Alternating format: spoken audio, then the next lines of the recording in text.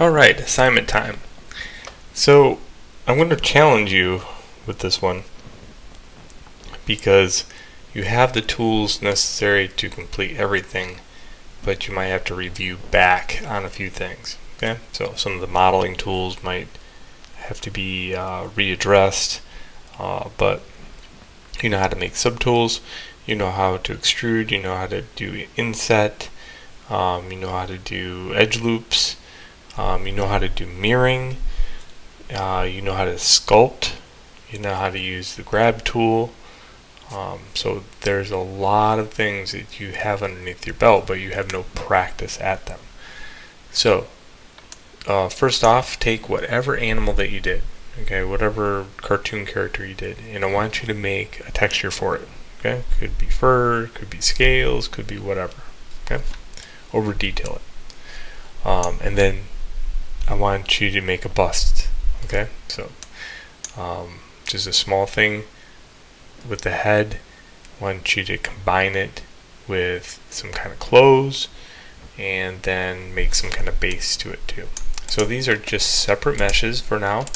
In the next chapter I'll show you how to combine them all together and make them 3D print ready, but for right now just add cubes and subdivide them out and then set them next to each other so you can see that this is a little form. Okay, this is a little form. This is a little form, but they're all separated. Okay, so they're all just floating on top of each other, and that's the purpose of it, just to get to the point where it's like this, so that the next chapter we can go further with it. Again, I just showed you the sculpting part of it, but you are going to have to go back to some of the modeling tools to come up with this. I will say this is just a subdivision surface. In fact, I'll back it down to show you what it looks like. It's really basic, but at higher it looks like that. And let's see, the rest of these are multi-reses. Yeah, so they've been subdivided and then I multi-resed them out. It is smart to keep them all in the same kind of smoothness. In other words, see the eyes right here? So this one right here has the tessellation. I would probably just make sure that divide that up just maybe one more time.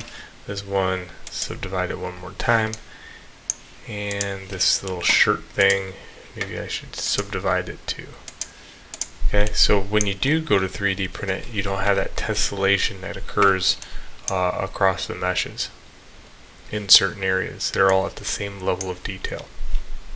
Alright, so that's your assignment. Texture, some clothes, bust. Some way for it to stand up. So I'll let you do some research on busts and what kind of thing at the bottom this needs to happen.